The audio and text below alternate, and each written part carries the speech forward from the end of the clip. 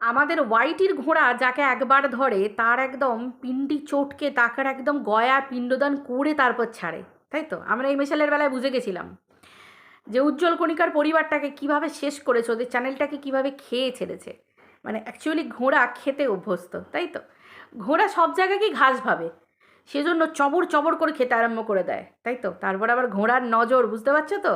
হুম। তো ঘটনা হচ্ছে এটাই, এখন মারুকে ধরেছে। যেটা ঘোড়ার আজকের ভিডিও দেখে বুঝতে পারলাম, ঘোড়া নিজের ওপর হওয়া অপমানের বদলা নিচ্ছে। ঘোড়াকে বলা হয়েছিল তুলসী তলায় জুতো পরে কেন ঘোড়া গেছিল, তো ঘোড়া আজ পর্যন্ত সেটা কাউকে বোঝাতে পারেনি যে ওগো ওটা হচ্ছে শালাব শালাব, মানে ওটা স্লাব স্লাব, বুঝতে পেরেছো। তার ওপর হচ্ছে তুলসী মঞ্চ। তুলসী মঞ্চ যে স্ল্যাবের ওপরেও থাকবে, সেই স্ল্যাবেও জুতো পরে ওঠা যায়? আমি তো অন্তত জানি না। কোনো হিন্দু বাড়ির নারীর, মানে মারু যেহেতু ইসলাম ধর্মের মেয়ে সেই জন্য আমি বলছি যে কোনো হিন্দু বাড়ির নারী আমরা হয়তো আমরা জানি না যে যে তুলসী তলায় তুলসী মঞ্চ, একটা স্ল্যাবের ওপর তুলসী মঞ্চ বসানো থাকবে, মঞ্চের একটা বেদি থাকবে, আবার স্ল্যাবটা থাকছে। তো আমাদের তো গা ছমছম করে ওঠে, মানে সরি গায়ে কাঁটা দিয়ে ওঠে, গা তো ছ্যাঁক করে উঠবে। জুতো পরে যখন আমি স্ল্যাবটার উপরেও পা দেবো তখন তো আমার একটা মানুষ হয়ে, মহিলা নারী এগুলো ছেড়ে দাও, ভগবান আর মানুষ এই দুটোর মধ্যে একটা লড়াই শুরু হয়ে যাবে। যে আমি মানুষ হয়ে এই স্ল্যাবটার উপর পা দিচ্ছি, হিন্দু ধর্মের নারী হয়ে, তারপর মনে হবে যে জুতো জুতো পরে পা দিচ্ছি ঠাকুরের জায়গায়, যেখানে ভগবান কৃষ্ণ, হরি, তুলসীতলায় কে থাকে তুলসী গাছে? হরি, তাই তো। নারায়ণ থাকে, তুলসী নারায়ণ থাকে, কৃষ্ণ থাকে, তো সেই হিসেবে কি করে সেখানে আমি পা দেবো? কি করে পা দেবো? আসলে ঘোড়া হচ্ছে মডার্ন ঘোড়া কিনা, বুঝতে পারছো তো। পায়ে খুর থাকলেও এ আবার জুতো পরে ঘুরে বেড়ায়, আর ব্যাপারই আলাদা, বুঝলে তো। এর আবার ঠাকুর হওয়া করে কোনো দরকার নেই, লোকের পিন্ডি চটকাবে, টাকা ইনকাম করবে, ভাই হাতের কাছে যাকে পাবে তাকে বিক্রি করে দেবে, সে নিজের বড় হোক, শ্বশুরবাড়ির লোকজন হোক, পরিবার পরিজন আত্মীয়, কিচ্ছু যায় না, ডোন্ট ম্যাটার, ডোন্ট ম্যাটার।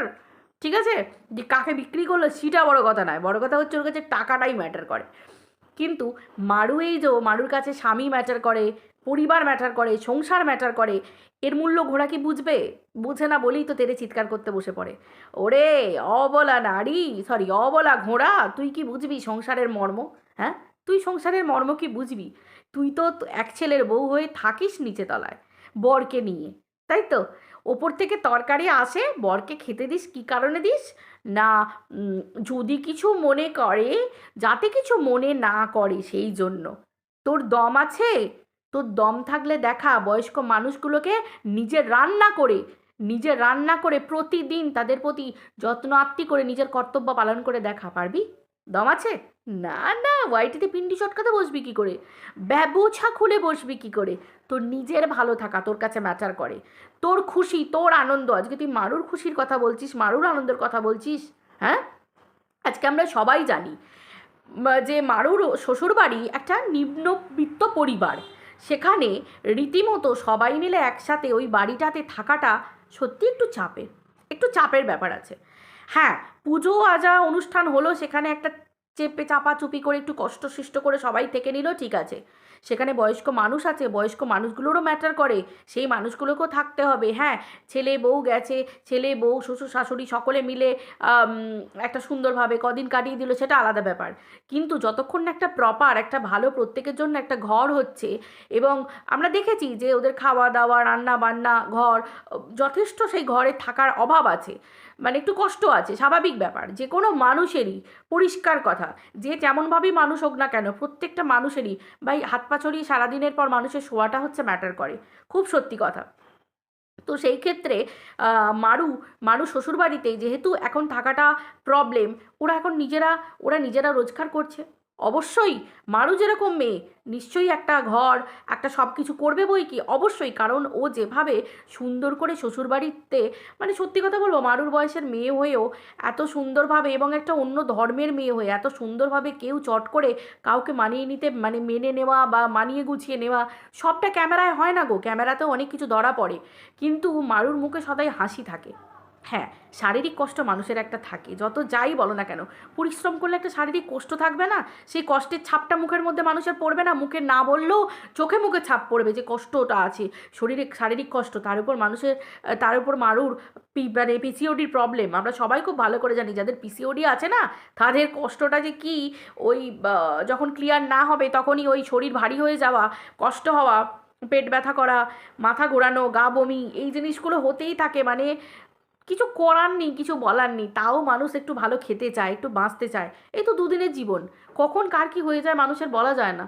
তো সেই ক্ষেত্রে আমার মনে হয় না কিপটেমি করে জীবন চালানোর থেকে, আমার মনে হয় হ্যাঁ ঠিক আছে, এই তো সবার জন্য করছি, খাচ্ছি, পড়ছি, সারা জীবন যদি আমি জমিয়েই যাই তখন একটা না মানুষের একটা আফসোস থাকবে, ইস আমি ওর জন্য পারলাম না, মানুষটা চলে গেল, এরকম একটা ব্যাপার থাকবে। যাই হোক, আমাকে নিশ্চয়ই ওদেরকে জমাবার কথা আমাদের বলতে হবে না।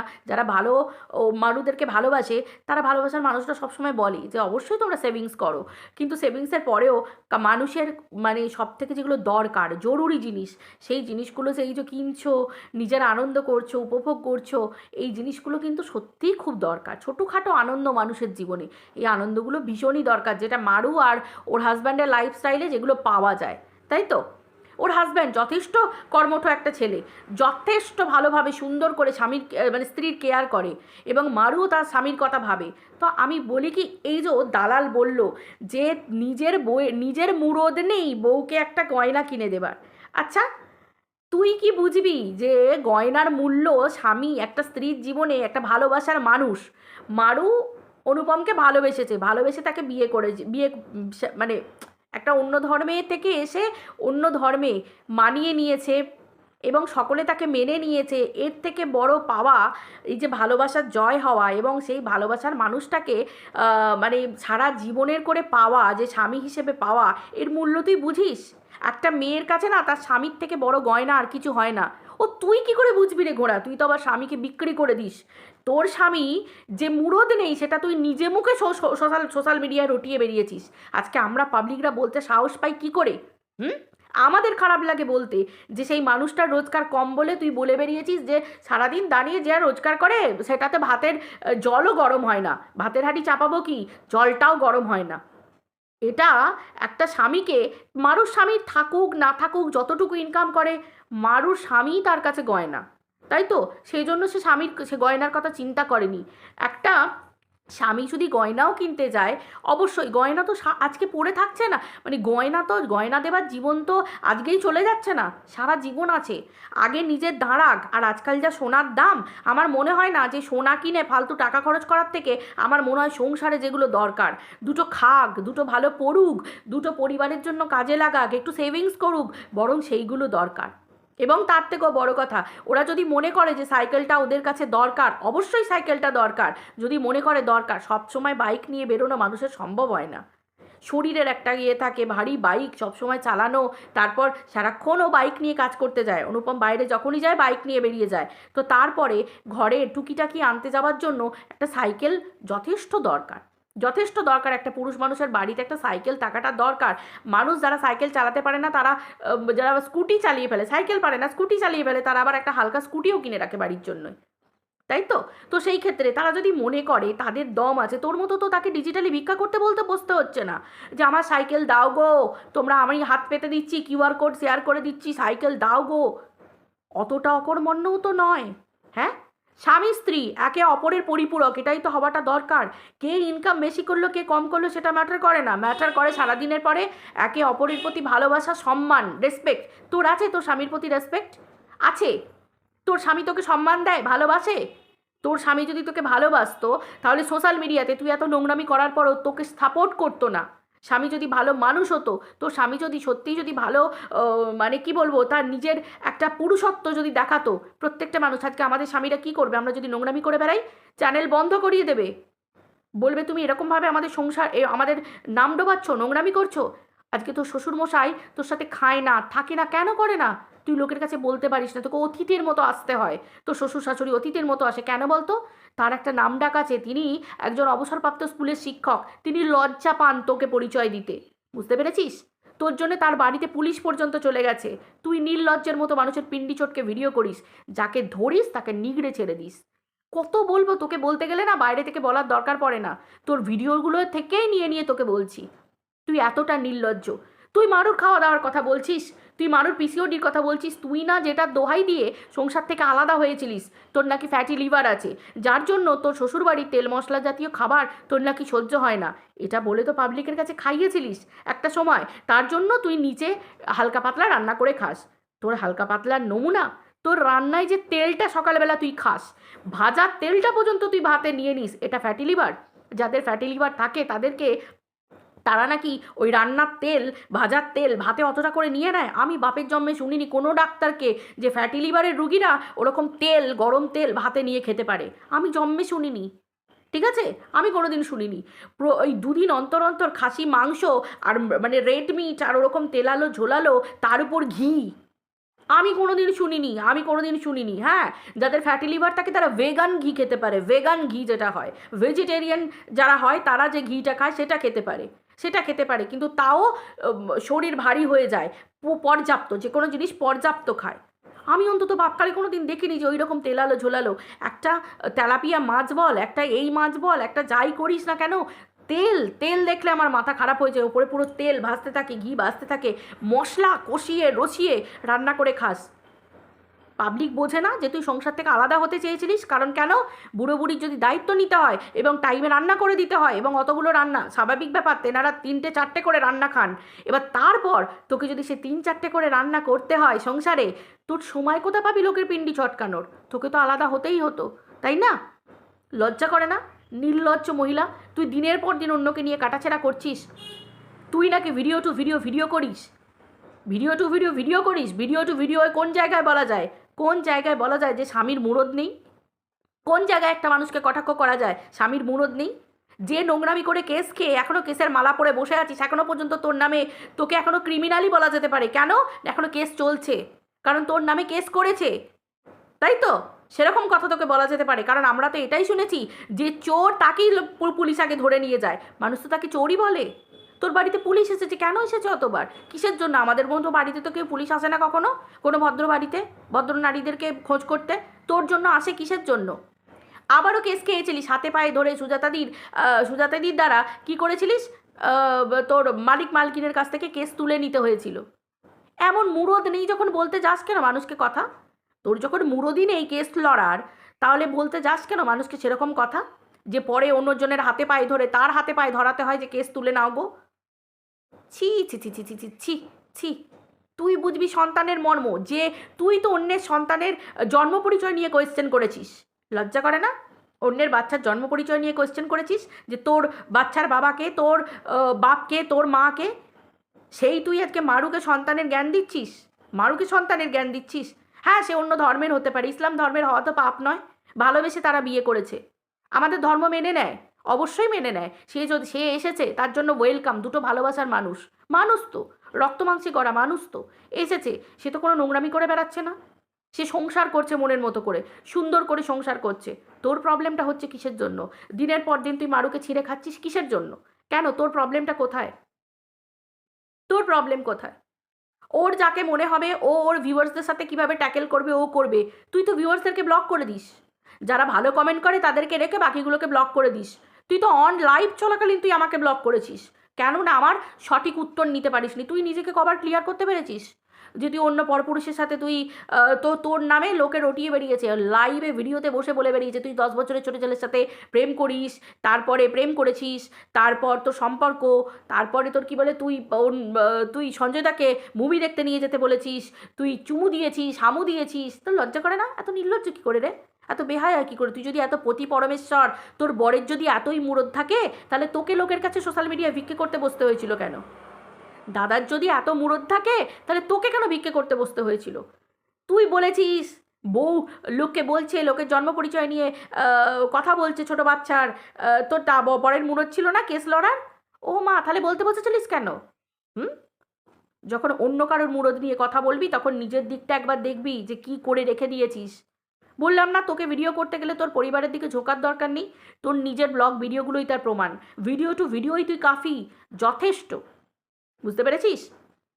তুই আজকে সন্তানের নিয়ে বলছিস যে মারুর জায়ের মেয়েটাকে, হ্যাঁ মারুর জায়ের মেয়েটা ক্লাস, ওর 5 বছর বয়স হয়ে গেছে, সেটা প্রত্যেকটা মানুষের উপর নির্ভর করে।